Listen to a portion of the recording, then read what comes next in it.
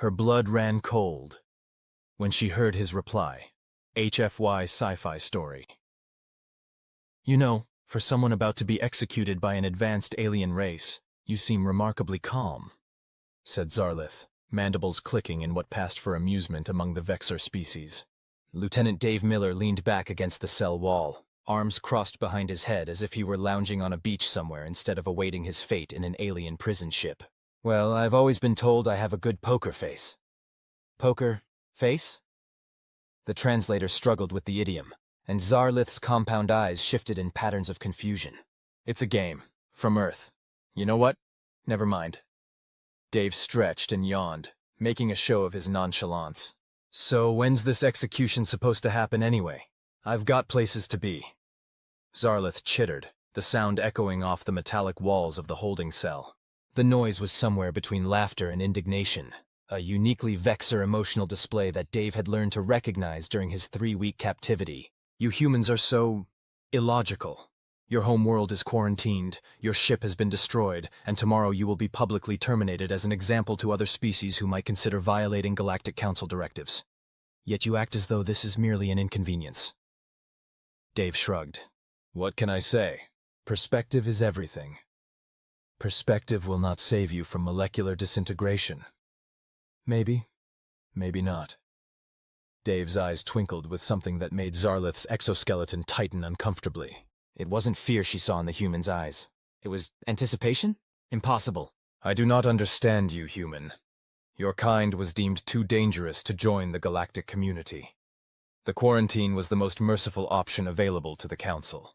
Yet here you are, somehow having passed through our blockade, stealing technology, and carrying weapons that should be beyond your manufacturing capabilities. Dave smiled, the expression not reaching his eyes. Maybe we're just full of surprises. Zarlith's mandibles clicked rapidly in frustration. The High Executor sent me to interrogate you one final time. She believes you must have had accomplices. Tell me who they are, and perhaps we can arrange for a more humane execution. At this, Dave actually laughed. A full-bodied, genuine laugh that echoed through the cell and down the corridor, causing several guard drones to activate their defensive protocols. What is so amusing? Zarlith demanded, her voice rising to the particular pitch that Dave had come to recognize as genuine irritation. It's just... Dave wiped a tear from his eye. The idea that you think being humane is a mercy. That's rich. Explain. Dave sat up straighter, his casual demeanor slipping just slightly to reveal something harder underneath. Look, Zar, can I call you Zar? We've been chat buddies for 3 weeks now. You may not. I am Security Director Zarlith Kovex of the Galactic Council Enforcement Division. Right. So, Xar, here's the thing about humans that you folks never bothered to learn before quarantining us. We don't do well with cages. Never have. It's kind of our whole deal. Your species' psychological comfort was not a consideration in the Council's decision. Clearly, Dave said dryly. But you should have at least Googled us before deciding we were too dangerous to join your little space club. It might have saved you some trouble. Google? The translator glitched again. Another Earth reference. Look, the point is, you ever wonder why I'm so calm? Zarlith's compound eyes narrowed, focusing more intently on the human. I assumed it was some psychological defense mechanism. Or perhaps you are simply mentally defective? Wow, rude. Dave stretched again, rolling his shoulders. Nah, I'm calm because this isn't my first rodeo. Your... what? Not my first time being captured by aliens who think they've got humanity all figured out. Zarlith's antennae twitched in surprise. That is impossible. The quarantine has been in effect for 37 galactic cycles. No human has breached it before. That you know of. Dave winked. Let me ask you something, Zar.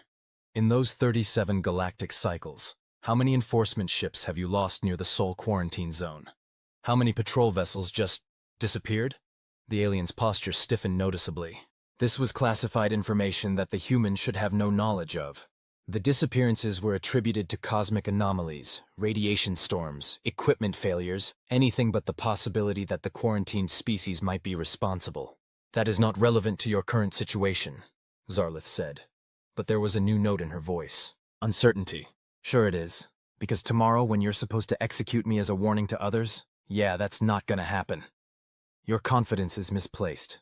No one knows you are here. No one is coming for you. Dave checked the strange metallic band around his wrist, a device the Vex'ar had been unable to remove or deactivate. They'd assumed it was some sort of primitive timepiece and had ceased bothering with it after multiple failed attempts to analyze it. Actually, he said, glancing up with that same unsettling gleam in his eyes, they should be here in about 20 minutes, give or take a few for traffic. For the first time since their conversations began, Zarlith felt a chill that had nothing to do with the ship's climate control systems. Why aren't you scared, human? She found herself asking, breaking protocol completely with the personal query. Dave's smile widened, and his voice dropped to a conspiratorial whisper. Because I'm not the one who should be scared right now. Security Director Zarlith Kavex prided herself on her impeccable record. In 19 years of service to the Galactic Council, she had never lost a prisoner, never failed an assignment, and never, not once, felt the cold grip of fear while performing her duties. Until today, she stalked down the corridor away from the human cell, her exoskeleton plates clicking together in an unconscious display of agitation. Her second-in-command, Tarek, fell into step beside her. Did the prisoner provide any useful information, Director? He asked, his voice modulated to the formal tones appropriate for on-duty communication. No, she replied curtly. Then, reconsidering, perhaps. Prepare a security sweep of all sectors. Level 1 protocols. Tarek's antennae quivered in surprise. Level 1, but that would require— I know what it requires, she snapped. Do it now, and double the guard on the prisoner. No one enters or leaves that cell without my direct authorization. Yes, Director. Tarek hurried away, already issuing commands into his communication implant. Zarlith continued toward the command bridge, her mind racing. The human's confidence disturbed her. He had mentioned ships disappearing near the Sol quarantine zone, information that was indeed classified, though perhaps he was bluffing. But what if he wasn't? What if those disappearances weren't accidents? The Vex'ar prided themselves on their logical, methodical approach to all situations. Emotions were recognized as inevitable biological functions, but were never allowed to influence decision-making. Yet Zarlith found herself experiencing something dangerously close to dread as she replayed the human's words in her mind. I'm not the one who should be scared right now. As she entered the command bridge, the ship's high executor, Vendra, turned to greet her. Vendra was impressive even by Vex'ar standards. Nearly 7 feet tall, with an iridescent exoskeleton that shimmered with implied authority. Director Zarlith, I trust your final interrogation of the human was productive. High Executor, I believe we may have a situation, Zarlith said, foregoing the usual formalities. The prisoner has indicated that there may be a rescue attempt forthcoming. Vendra's mandibles clicked once in dismissal. Impossible. Our sensors detect no vessels within 3 parsecs. The human is attempting psychological manipulation, a trait their species is known for. With respect, I recommend we move up the execution, now rather than waiting for the public ceremony tomorrow. And miss the opportunity to broadcast his termination as a warning to other species? The Council has specifically ordered— The ship lurched suddenly, throwing both Vex'ar off balance. Warning klaxons blared throughout the command bridge as red emergency lighting bathed the room. Report, Vendra demanded. The tactical officer's appendages flew over the control surfaces. Unknown, High Executor. There was no impact, no weapons fire, but somehow we've lost propulsion and— The officer paused, mandibles clicking rapidly in confusion. This can't be right. According to our systems, we're being pulled. Pulled? By what? There are no other ships in range. Unknown, High Executor, but our velocity is increasing at a rate that doesn't match any known tractor technology. Zarlith felt that unfamiliar sensation of fear crawling through her nerve centers again. The human's words echoed in her mind. 20 minutes. Give or take a few for traffic. High Executor, she said urgently. We need to move the prisoner to a secure location immediately. Whatever is happening, he knew it was coming. Vendra stared at her for a moment, clearly weighing the unprecedented situation against protocol. Very well.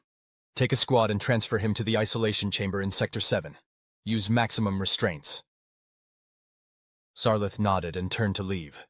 But before she could exit the bridge, all ship systems suddenly went dark. For 3 terrifying seconds there was complete silence and darkness. Then the emergency systems activated, providing minimal lighting and life support. Status report, Vendra demanded. All primary and secondary systems are offline, the systems officer reported, voice strained. We're operating on emergency power only. Communications, weapons, shields, everything is down. That's impossible, Vendra insisted. Our systems have triple redundancies.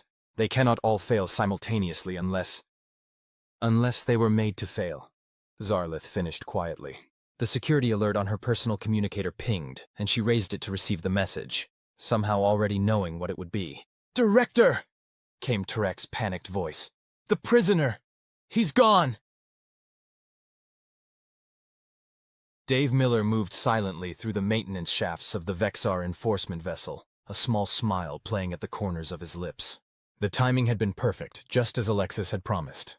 The ship's systems had gone down exactly when his wrist device had indicated they would, giving him the 30-second window he needed to escape his cell. The Vex'ar hadn't even bothered to search him properly when they'd captured him. They'd removed his obvious equipment and weapons, but had completely missed the thin carbon fiber lockpicks woven into the seams of his uniform. And more importantly, they'd dismissed his wristband as decorative. Amateurs. He paused at a junction in the ventilation system, checking his band again. The small holographic display showed him a 3D map of the ship with a blinking indicator showing his destination, the auxiliary shuttle bay. According to the intel they'd gathered, the Vex'ar kept their short-range craft separate from the main hangar, primarily for emergency use by high-ranking officers. Perfect for a quick getaway. As he crawled through the narrow passage, Dave reflected on how spectacularly the Galactic Council had misunderstood humanity. They'd observed Earth for less than a decade before making their determination that humans were too volatile, too unpredictable, and too prone to violence to join the interstellar community. The quarantine had been established with the expectation that humans would eventually destroy themselves, solving the Council's problem without direct intervention. What they hadn't counted on was humanity's remarkable talent for adaptation, and our even more remarkable talent for spite. Being told we couldn't leave our solar system had only made us more determined to do exactly that. Being told we weren't welcome in the galactic community had only made us more creative about finding ways to join the party anyway. It was basically Psychology 101, but apparently advanced alien civilizations hadn't figured that out. Dave reached another junction and paused, hearing the sound of Vex'ar security teams scrambling below. He checked his wristband again, 5 minutes until the next phase. He needed to hurry. Continuing forward, he finally reached the maintenance access panel that, according to his map, should open directly into the auxiliary shuttle bay. He activated the small plasma cutter hidden in his boot heel, another item the Vex'ar had missed, and began cutting through the panel. As he worked, he thought about the conversation he'd had with Zarlith. The security director was sharper than most of the Vex'ar he'd encountered. She'd actually seemed to consider the possibility that humans might be responsible for those mysterious disappearances near the Sol quarantine zone, which of course they absolutely were. The panel gave way, and Dave carefully removed it, peering into the shuttle bay. 2 Vex'ar technicians were inside, obviously confused by the system's failure and trying to get their equipment online again. They hadn't noticed the maintenance panel opening behind them. Dave checked his wristband one more time. 3 minutes. He reached into another hidden pocket in his uniform and removed a small sphere about the size of a golf ball. "Sorry about this, folks," he muttered to himself, then tossed the sphere into the center of the room. The device bounced once, then released a quick pulse that caused both Vex'ar to immediately collapse. Non-lethal neurodisruptor, effective against most insectoid species and would keep them unconscious for about 20 minutes. More than enough time. Dave hopped down from the vent and quickly moved to the nearest shuttle. The design was alien, but he'd studied similar models during training. The Vex'ar, like most Council species, followed standardized engineering protocols. Once you understood the basic logic, you could figure out most of their technology. He placed his wristband against the shuttle's access panel, and after a moment, the device interfaced with the ship's systems, bypassing security. The door slid open with a soft hiss. "Sometimes it's too easy." Dave chuckled to himself as he climbed inside and headed for the pilot's seat. The shuttle's controls lit up as he approached, responding to the overrides being transmitted from his wristband. Within seconds, he had basic flight systems online, though weapons and communications remained blocked by the ship-wide shutdown. That was fine. He wouldn't need either for what came next. A glance at his wristband showed less than a minute remaining. Dave settled into the pilot's seat, initiated the launch sequence, and waited. Exactly on schedule, the massive emergency doors of the shuttle bay began to slide open, responding to some invisible command. Beyond them was open space and freedom. The shuttle lifted off smoothly, guided by Dave's practiced hands, and shot out into the starry void. He banked hard, coming around to get a view of the Vex'ar enforcement vessel that had been his prison for the past 3 weeks. It was an impressive sight, a sleek, insectoid-looking craft nearly a kilometer long, bristling with weapons that were currently offline. Under normal circumstances, escaping from such a ship would have been impossible. But these weren't normal circumstances. As Dave watched, a ripple seemed to pass through the space surrounding the Vex'ar vessel. Then, like a curtain being pulled back, a ship appeared where moments before there had been nothing but empty space. And what a ship it was! The UNSV Odysseus was not the largest human vessel ever built. At just over 2 kilometers long, it was actually considered mid-sized by Earth's military standards. But what it lacked in size, it more than made up for in innovation and firepower. Its hull was a patchwork of human design and reverse-engineered alien technology, giving it a cobbled-together appearance that belied its deadly effectiveness. And it was currently holding the Vex'ar enforcement vessel in some kind of invisible grip. Dave's communication system suddenly crackled to life, bypassing the jamming that affected the larger ship. "Lieutenant Miller," came a familiar voice, warm with amusement. "You're cutting it close, again." Dave grinned. "Captain Alvarez, fancy meeting you here in the middle of nowhere. Thanks for the assist." "Don't thank me yet. Get that shuttle on board before the Vex'ar figure out how to restore their systems. Docking Bay 4 is open and waiting." "Yes, ma'am." Dave guided the shuttle toward the massive human ship, noting with satisfaction that the Odysseus's stealth systems had been improved since he'd last seen her. The ship had been completely invisible until it chose to reveal itself, a technological feat that the Galactic Council believed to be centuries beyond human capability. Then again, the Council believed a lot of things about humans that weren't remotely accurate. As he approached Docking Bay 4, a thought occurred to him. "Captain, what about the other Vex'ar ships in the area? Won't they respond when this one fails to check in?" There was a pause, and Dave could almost hear the smile in Alvarez's voice when she replied. "What other Vex'ar ships, Lieutenant?" Security Director Zarlith Kavex had never experienced such chaos on a Council vessel. Emergency teams scrambled through dimly lit corridors, communication systems functioned only at short range, and the ship's AI, normally a constant, reassuring presence, was completely offline. Most disturbing of all, the human prisoner had vanished without a trace. "How?" Vendra demanded, her usual composure cracking as she loomed over the security console where Zarlith was attempting to coordinate search efforts. "How does one primitive mammal escape from a maximum security cell during a Level 1 lockdown?" "I don't know, High Executor," Zarlith admitted, mandibles tight with tension. "But he knew this was going to happen. He practically announced it during my interrogation. Impossible. The quarantine around Sol is absolute. They have no ships capable of—" A junior officer interrupted, rushing onto the bridge with obvious agitation. "High Executor, we've detected a launch from the auxiliary shuttle bay!" Vendra whirled toward the main view screen, which was operating at minimal capacity. "Show me!" The screen flickered to life, displaying a small Vex'ar shuttle speeding away from the ship. And beyond it, "By the first egg," Zarlith whispered. Where there had been empty space moments before, a massive vessel now hung against the backdrop of stars. It was unlike any ship in the Council registry, a strange amalgamation of styles and technologies that somehow formed a coherent, threatening whole. "Human," Vendra hissed, the word both an identification and a curse. As they watched, the shuttle approached the unknown vessel and disappeared into what appeared to be a docking bay. Then the massive ship began to move, turning away from the disabled Vex'ar craft. "Weapons! Target that vessel immediately!" Vendra commanded. "Weapons are still offline, High Executor," the tactical officer replied miserably. "As are engines, long-range communications, and—" "I don't want excuses, I want solutions!" Zarlith barely heard the exchange. Her mind was racing, pieces falling into place with horrible clarity. The human hadn't been bluffing about the disappeared ships. The quarantine hadn't contained humanity at all. It had merely hidden their progress from the Council's watchful eyes. While the galaxy believed them safely caged within their solar system, humans had apparently been developing technologies that should have been impossible for them. And more disturbing still, they had been doing so in secret, allowing the Council to continue believing in the effectiveness of the quarantine. Why? What was their purpose? The answer came to her in a flash of insight that felt like ice in her veins. The human, Dave Miller, hadn't been caught accidentally breaching the quarantine.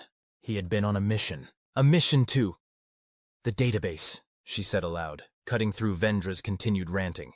"High Executor, we need to check the central database immediately." "The database? What are you talking about, Director? Our priority is to stop that ship." "With respect, High Executor, I believe that was never their primary objective." Zarlith moved to an auxiliary console and began inputting commands. The system responded sluggishly, still affected by whatever had disabled the ship's main functions. After several tense moments, data began scrolling across the screen. Zarlith's compound eyes widened as she reviewed the access logs. "During the system's failure, someone accessed our secure databases. They downloaded everything. Patrol routes, fleet deployments, defense codes, communication protocols, everything. Vendra stared at her in disbelief. How is that possible? Even with our systems compromised, the quantum encryption should have... They had the decryption keys, Zarlith said quietly. The human wasn't just a prisoner. He was bait. Bait? They let us capture him. Perhaps they even arranged it. Then they waited until we brought him aboard our command vessel with its direct access to the Council's most sensitive information. And while we were focused on him and his impending execution, understanding dawned in Vendra's eyes. They stole our secrets. On the view screen, the human vessel suddenly shimmered and vanished from sight, leaving no trace of its presence. And now they're gone, Zarlith finished, a strange emotion, something between respect and terror, coloring her voice. With everything they need to bypass the quarantine completely. Captain Elena Alvarez watched with satisfaction as the stars streaked past the Odysseus's viewports. The jump to FTL had been smooth, leaving the disabled Vex'ar vessel far behind. Damage report, she requested, turning to her XO. Commander Tariq Khoury grinned widely. That's the beautiful part, Captain. There isn't one. Operation went off without a hitch. The Emir device worked perfectly. Every electronic system on their ship was temporarily paralyzed without causing permanent damage. They should regain full functionality in about 6 hours. Well done. And our guest? Medical has cleared him. Minor dehydration, some bruising, but otherwise in good shape. He's waiting for you in the debriefing room. Alvarez nodded. And the data? Being decrypted and analyzed as we speak. Preliminary reports suggest we got everything we were looking for and then some. The tech team is particularly excited about some theoretical research on interdimensional propulsion. Excellent. Alvarez rose from her command chair. You have the bridge, Commander. I'll go welcome our hero home. She made her way through the corridors of the Odysseus, nodding to crew members who stepped aside respectfully as she passed. The ship hummed with the quiet efficiency that she had worked hard to instill in her people. The debriefing room doors slid open at her approach, revealing Lieutenant Dave Miller sprawled in a chair, feet propped up on the conference table, munching on what appeared to be a genuine apple. He straightened as she entered, though not quite to attention. Captain? Lieutenant. She took a seat across from him. Enjoying your snack? Like you wouldn't believe. 3 weeks of Vex'ar food substitutes was an experience I don't care to repeat. He took another bite of the apple, savoring it. They tried to approximate human nutritional needs, but everything tasted like cardboard soaked in copper. Your sacrifice for humanity is noted, she said dryly. And appreciated. The mission was a complete success, thanks in large part to your performance. Dave shrugged, but she could see the pride in his eyes. All I did was get captured and spend 3 weeks acting like I wasn't terrified out of my mind. You did more than that. Your intelligence gathering during captivity was invaluable. We now know more about Vex'ar psychology and ship operations than all our previous reconnaissance combined. Yeah, well, turns out when they think you're just a dumb mammal headed for execution, they get pretty chatty around you. Dave finished his apple and tossed the core into a recycler.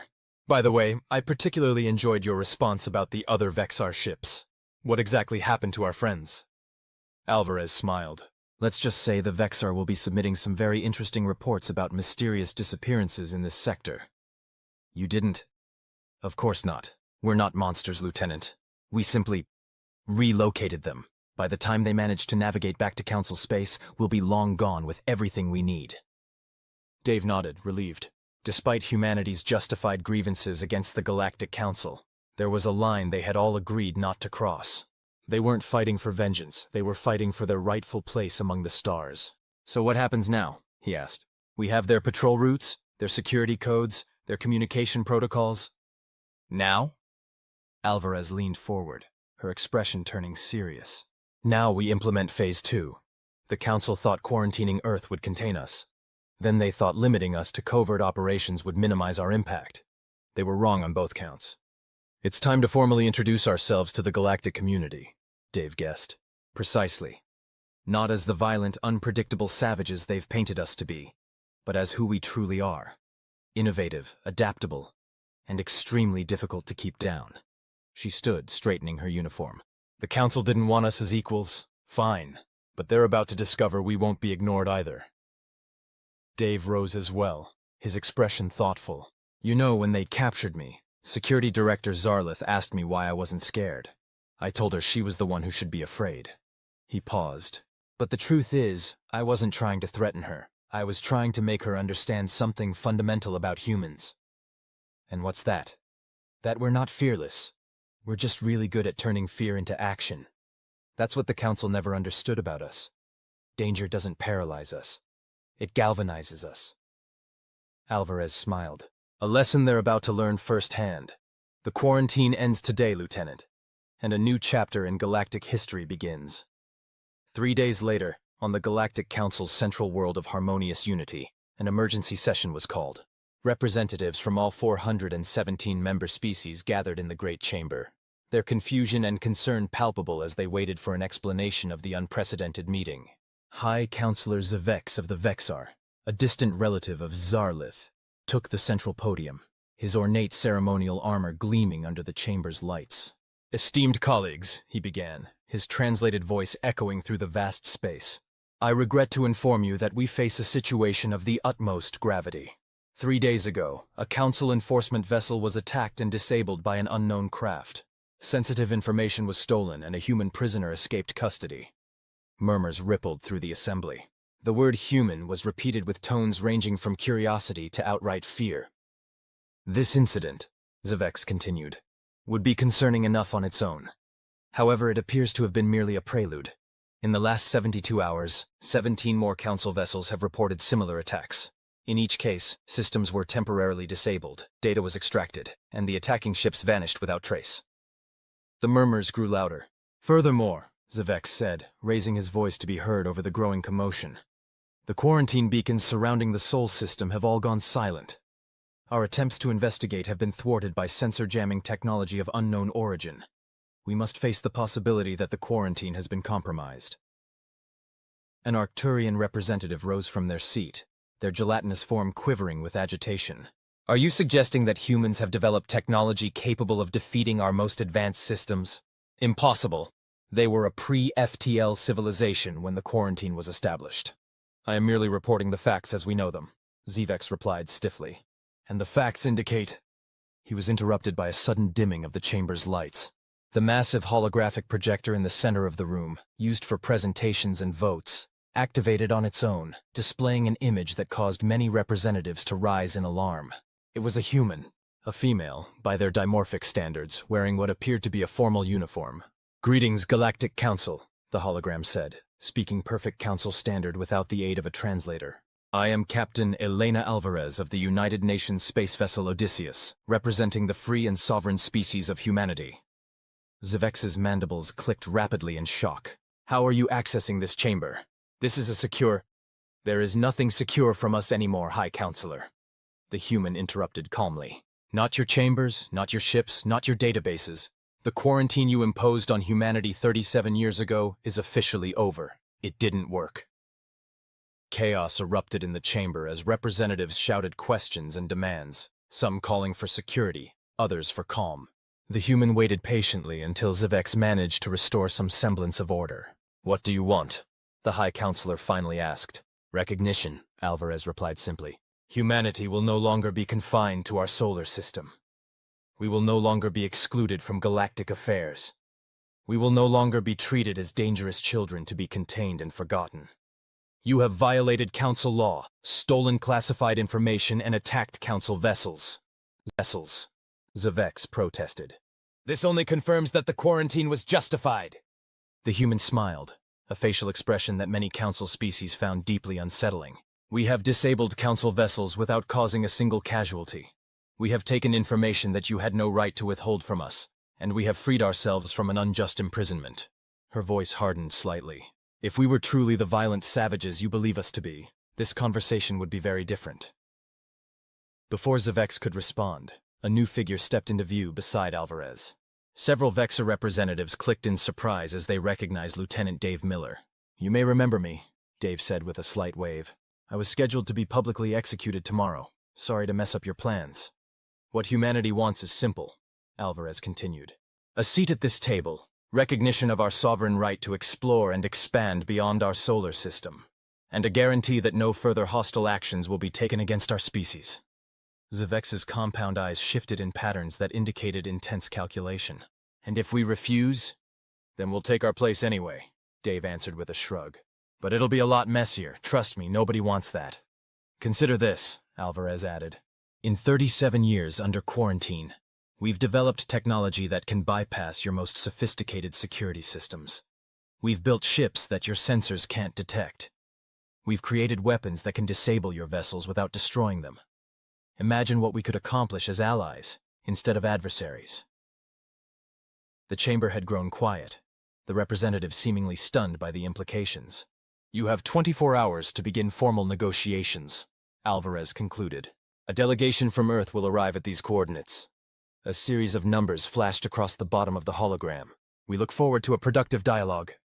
The hologram flickered and vanished, leaving the great chamber in stunned silence. After several long moments, an elderly representative of the Tellurian collective rose to speak. Unlike most council species, Tellurians were mammalian and shared certain physiological similarities with humans, a fact that had always made them somewhat sympathetic to Earth's situation. High Counselor, the Tellurian said, her voice carrying the weight of 7 centuries of wisdom. I believe we should consider the humans' proposal. Consider it? Zavex responded incredulously. They have threatened us. Have they? The Tellurian's 4 eyes blinked serenely. I heard an offer of peaceful negotiation backed by a demonstration of capability. That is not a threat. It is diplomacy, as practiced by many young species. They violated the quarantine. A quarantine that perhaps we should have revisited long ago, the Tellurian interrupted gently. When we first encountered humans, we judged them by their conflicts, their divisions, their potential for violence. We failed to give equal weight to their capacity for cooperation, innovation, and growth. She gestured to where the hologram had been. They could have attacked us. They could have destroyed our ships rather than simply disabling them. They could have used the information they stole to cause chaos throughout Council space. Instead, they asked for recognition and dialogue. Does that sound like a species that cannot be reasoned with? Murmurs of consideration spread through the chamber. Zavek's antennae twitched in agitation. You suggest we reward their behavior? I suggest we acknowledge reality, the Tellurian responded. The quarantine has failed. Humanity has proven they cannot be contained. We can either forge a new relationship with them, or face the consequences of continued hostility toward a species that clearly should not be underestimated again. As debate erupted throughout the chamber, a junior Vex'ar aide approached Zavex and whispered urgently in his ear. The High Counselor's compound eyes widened in alarm. Silence, he commanded, his voice cutting through the cacophony. I have just received word that 50 human vessels have appeared in orbit around this world. They are not attacking, not threatening, merely waiting. A new wave of shocked murmurs swept through the chamber. How? Someone called out. How did they bypass our defense grid? The same way they bypassed everything else, the Tellurian representative said calmly. They have clearly been studying us for years while we believed them safely contained. Perhaps it is time we studied them in return, as potential allies rather than as prisoners. Zavex's mandibles clicked rapidly as he processed this unexpected development. Centuries of Vex'ar tradition emphasized logical analysis over emotional reaction, and logically their options were limited. Very well, he said finally. We will meet with the human delegation tomorrow, but they will be watched closely. Any sign of aggression will be met with the full force of the Council's combined fleets. The Tellurian nodded serenely. I believe that is acceptable, though I would caution against any provocative displays of military might. The humans have shown remarkable restraint thus far. It would be unfortunate to escalate unnecessarily. As the session adjourned in a flurry of worried conversations, Security Director Zarlith Kavex stood at the back of the chamber, her posture rigid with tension. Unlike most of the representatives present, she had actually interacted with a human. She had looked into Dave Miller's eyes and seen something that still haunted her. Not malice or hatred, but a calm certainty, a patience that seemed at odds with everything the Council believed about human nature. Why aren't you scared, human? She had asked. Because I'm not the one who should be scared right now. She shivered despite the chamber's comfortable temperature. The human had been right, and she couldn't shake the feeling that this was only the beginning. Dave Miller straightened his formal dress uniform, tugging at the high collar that always made him feel like he was being slowly strangled by bureaucracy.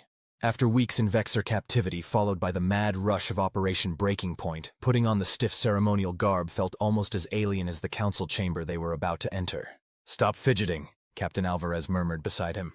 You faced down the Vex'ar while pretending not to be terrified for 3 weeks. You can handle wearing a proper uniform for a few hours. With all due respect, Captain, I'd rather face an entire Vex'ar security squad than deal with this collar. Dave gave it one final adjustment. There, how do I look? Like a credit to humanity, which is exactly what we need right now.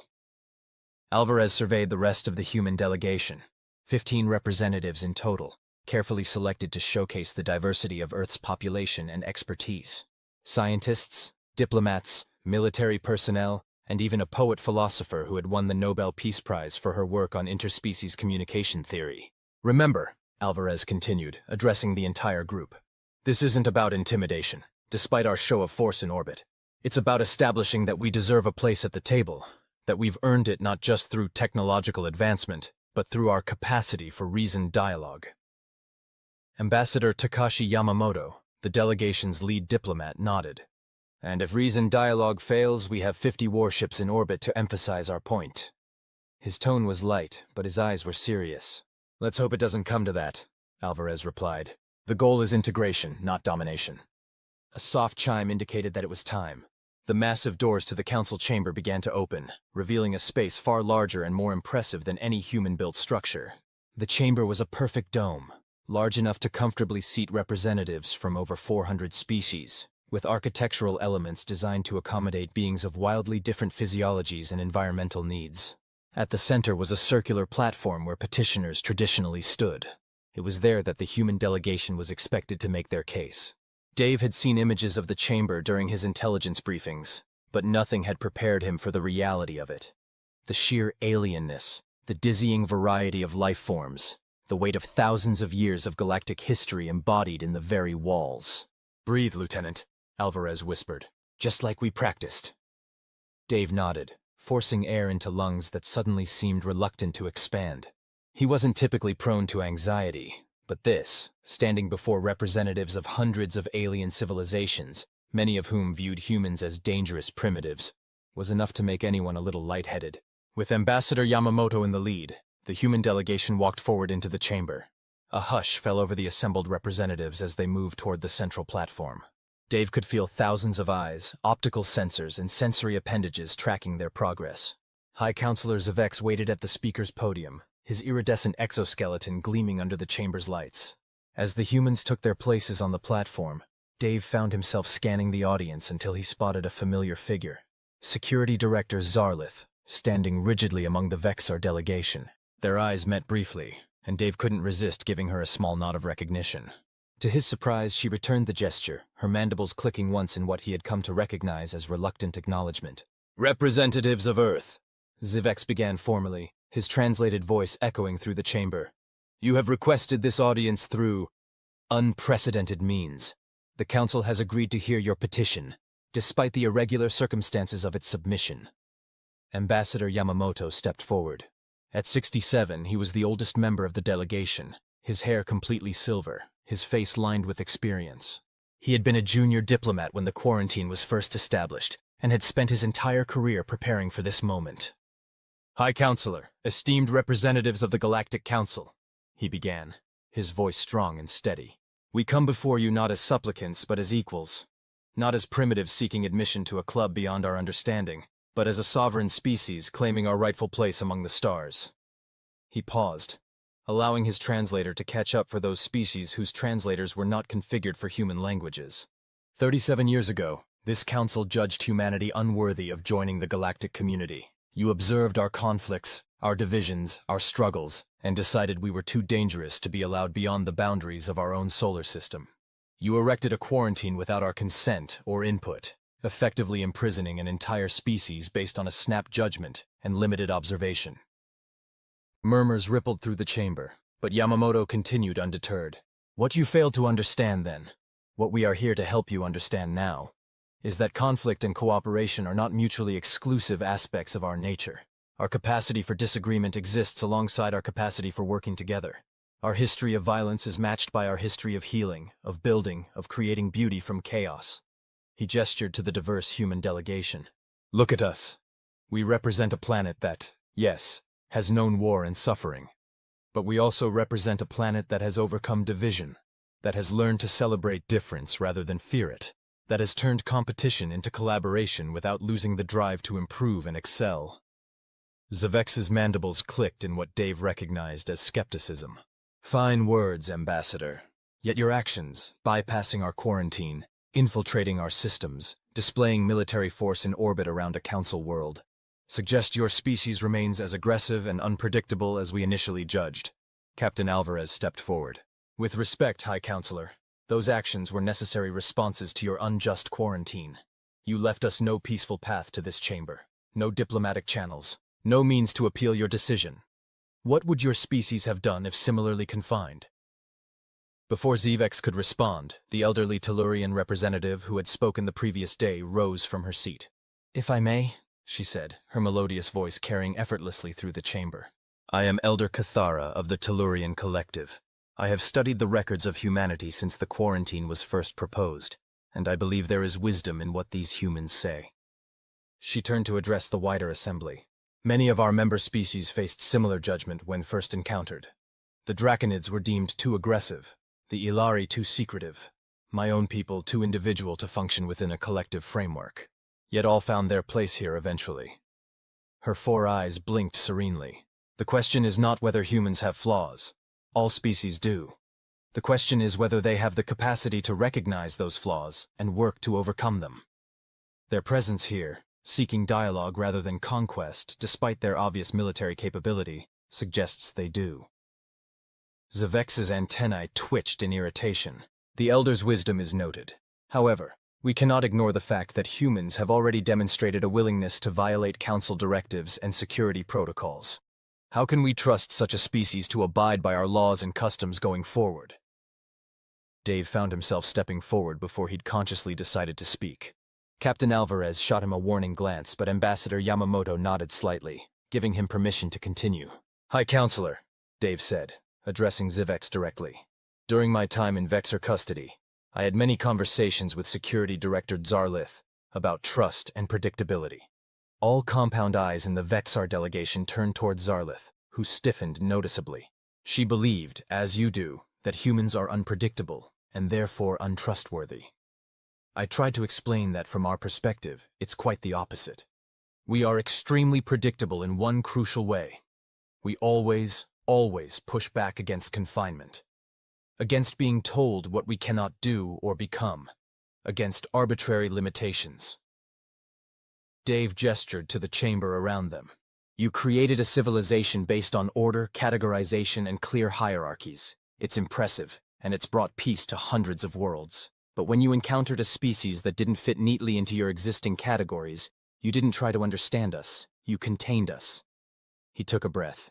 If you want humans to be trustworthy partners, the solution isn't to cage us or control us. It's to work with us. Give us a reason to cooperate rather than resist, and you'll find no more reliable allies in the galaxy. A brief silence fell over the chamber as his words were translated and considered. Then another representative rose, a Draconid, their scaled body gleaming like burnished copper in the chamber's light. The human speaks truth, the Draconid said, voice rumbling like distant thunder. My people were once considered too aggressive for council membership. 3 centuries of quarantine did not tame us. It merely delayed our development and fostered resentment. It was only when we were offered partnership that we found our place here.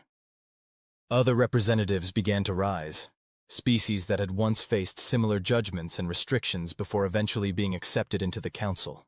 Zvex's compound eyes shifted rapidly, taking in the changing mood of the chamber. The Vex'ar were nothing if not practical, and it was becoming clear which way the political winds were blowing. What exactly do you propose? He asked finally. Ambassador Yamamoto stepped forward again. We propose a phased integration. Lift the quarantine immediately. Establish diplomatic relations between Earth and the Council. Create a pathway to full membership that allows both sides to build trust gradually. And your fleet in orbit? Zvex pressed. We'll return to Earth once an agreement is signed, Captain Alvarez replied firmly. We came prepared for either outcome, High Counselor. We prefer the peaceful one. Zvex conferred briefly with other members of the Vex'ar delegation, including Zarlith, whose input he seemed to value despite her junior status. Finally, he turned back to the humans. The Council will need time to deliberate on such a significant change in policy. We will recess for one standard day to consider your proposal. Ambassador Yamamoto bowed slightly. We appreciate your consideration, High Counselor. We await your decision. As the human delegation was escorted from the chamber, Dave found himself walking near Security Director Zarlith, who had been assigned as part of their security detail, an irony that wasn't lost on either of them. So, he said quietly, falling into step beside her. We meet again, under slightly different circumstances this time. Her mandibles clicked once. Indeed. Though I still do not fully understand your species, Lieutenant Miller. Call me Dave. I think we're past titles at this point. Very well. Dave. The name sounded strange through her translator. I have been reviewing our interactions during your captivity. You gave me several clues about what was coming, yet I failed to recognize them. Why? Dave shrugged. Honestly, because I liked you.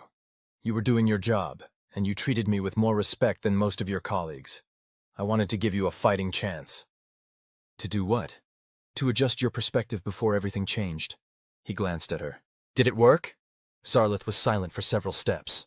Then, so quietly that Dave almost missed it, she said, Perhaps. I have requested assignment to the diplomatic team that will liaise with Earth, should the quarantine be lifted. Dave smiled. I think that's a great idea. We could use more Vex'ar who are willing to see humans as we actually are, not as you fear we might be. It is not fear, she corrected automatically. Then, with what might have been the Vex'ar equivalent of a sigh, she added, Or perhaps it is. Your kind is unsettling to us. You transform so quickly, adapt so readily, break rules that seem fundamental. That's fair, Dave admitted. But those same traits make us pretty interesting neighbors once you get used to us. Before Zarlith could respond, they reached the chambers assigned to the human delegation. Captain Alvarez caught Dave's eye and beckoned him inside for the post-session debriefing. I believe this is where we part ways for now, he said to Zarlith. See you tomorrow? The Vex'ar security director's compound eyes shifted in what Dave had come to recognize as thoughtful consideration. Yes, she said finally. I believe you will. The next day, when the council reconvened, the chamber was even more crowded than before.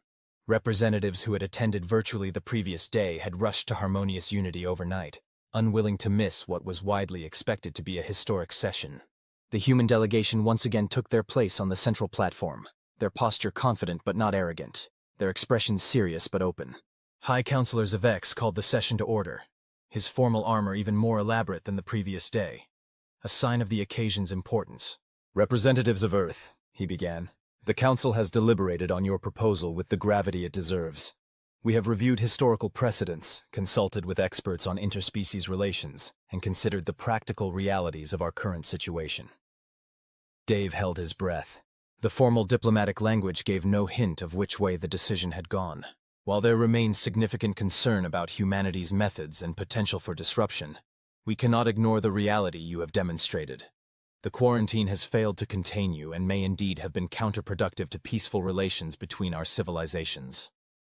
A murmur of agreement rippled through portions of the chamber. Therefore, by majority vote, the Council has decided to conditionally accept your proposal for phased integration.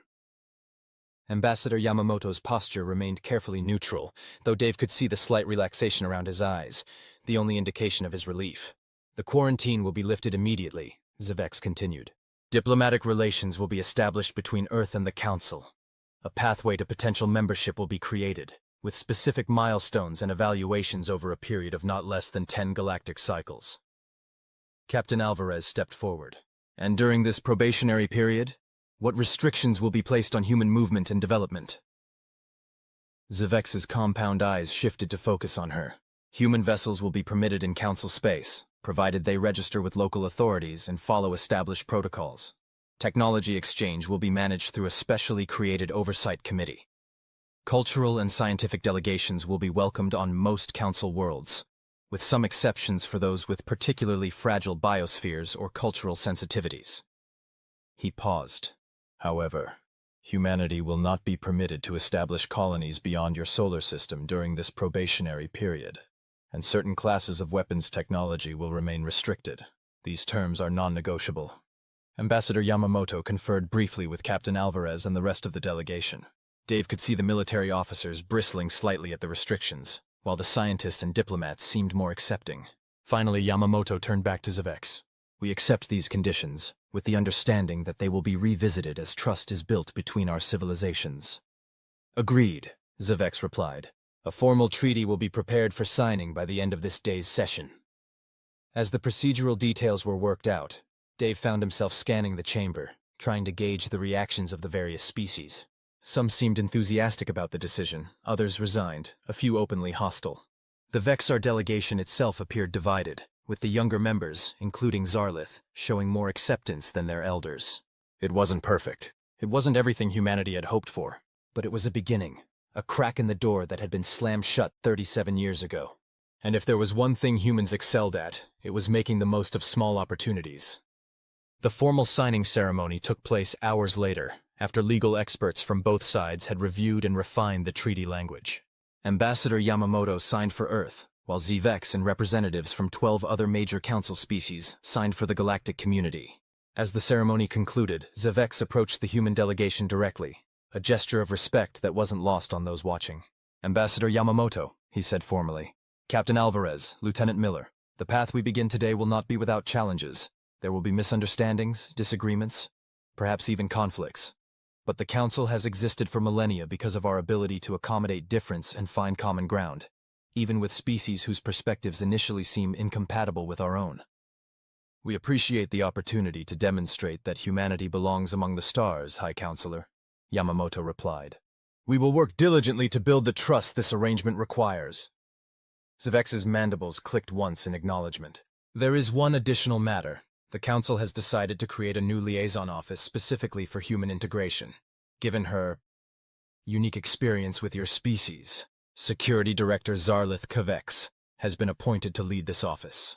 Zarlith stepped forward, her posture formal, but lacking the rigidity Dave had observed during his captivity. Lieutenant Miller, she said, addressing him directly. Earlier you asked me why you weren't scared during your captivity. I believe I understand now. Oh? Dave raised an eyebrow, curious. Humans appear to process fear differently than most council species. For us, fear is a warning to retreat, to avoid, to contain the danger. For you, it seems to be fuel, a catalyst for action and adaptation. Her compound eyes shifted in a pattern that suggested thoughtfulness. It is not that you do not experience fear. It is that you transform it into something else. Dave smiled. That's actually pretty insightful, Security Director. I hope it will be useful in my new role, she replied. Understanding between our species will require many such insights. Captain Alvarez stepped forward. Speaking of understanding, High Counselor, our fleet will begin withdrawing from orbit immediately, as promised. However, we would like to leave one vessel behind, the Odysseus, to serve as a temporary embassy until more permanent arrangements can be made. Zvex's antennae twitched slightly, the only indication of his surprise. The same vessel that disabled our enforcement ship and accessed our secure databases? The very same, Alvarez confirmed, her expression neutral. Consider it a gesture of transparency. Your security experts are welcome to tour the ship, within reason. We have nothing to hide, not anymore. After a moment's consideration, Zvex nodded. Agreed.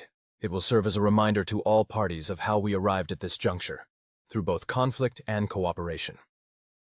As the formal proceedings concluded and the various delegations began to disperse, Dave found himself standing with Captain Alvarez, watching the diverse species of the Council interact in the vast chamber. So, he said quietly, we did it. Humanity's out of the cage. Phase 2 complete, Alvarez agreed, though I suspect the hard part is just beginning. Building trust always is. Dave glanced over to where Zarlith was conferring with other Vex'ar officials. Worth it, though. Just remember, Lieutenant, we're all ambassadors now. Every human who ventures into Council space will shape their perception of our species. The pressure's on to prove them wrong about us. Dave grinned. Pressure, Captain. Telling humans they need to prove someone wrong is like telling fish they need to swim. It's what we do best. Alvarez laughed, a sound rarely heard during the tense weeks of Operation Breaking Point. Fair point. Well, I hope you're ready for your next assignment. Oh. As the only human who's spent significant time with the Vex'ar, You're being assigned as liaison to Security Director Zarlith's new office. Ambassador Yamamoto thinks your unique rapport will be valuable during this transition period. Dave watched as Zarlith organized her team with brisk efficiency. Despite everything, he found himself looking forward to working with her again. This time as equals rather than captive and captor. You know, he said, I think I'm actually looking forward to it. She asked me once why I wasn't scared. Maybe now I can show her all the things humans do instead of fear. Just don't show her too much at once, Alvarez cautioned. We've got 10 years to prove ourselves. Let's not rush it. Dave nodded, but his mind was already racing with possibilities. 10 years might seem like a long time to the council species, some of whom lived for centuries. But for humans, 10 years was nothing. A blink, a heartbeat. And they had so much to show the galaxy. Captain, he said suddenly, do you think they're ready for us? Really ready? Alvarez considered the question seriously. No, she said finally. I don't think they are. But then again, the universe is rarely ready for transformative change. It just happens anyway. She glanced around the enormous chamber, taking in the dizzying variety of lifeforms, the countless civilizations represented, the weight of history embedded in every architectural detail. The Galactic Council has existed for thousands of years, she continued. They're used to slow, cautious progress, deliberate evolution, careful integration. And now they've got us, Dave said, understanding her point. Exactly.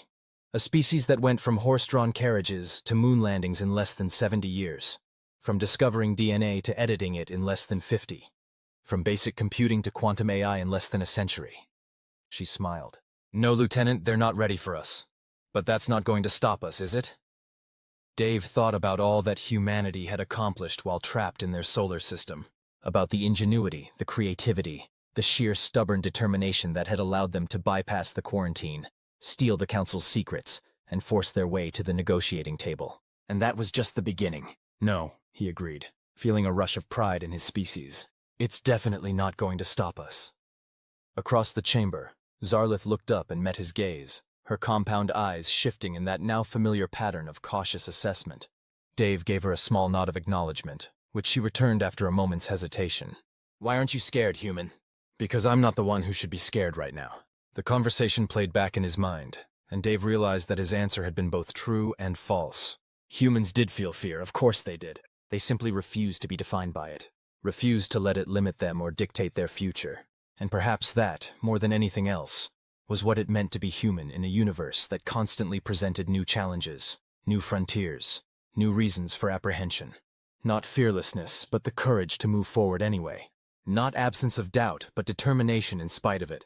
Humanity had earned their place among the stars not by being perfect, but by being persistent. Not by being fearless, but by defining themselves by something stronger than fear. As the council session officially concluded and the various delegations prepared to depart, Dave looked out at the vast chamber one last time. 10 years to prove themselves. 10 years to show the galaxy what humanity was truly capable of. 10 years to transform fear into understanding. He couldn't wait to get started. The end.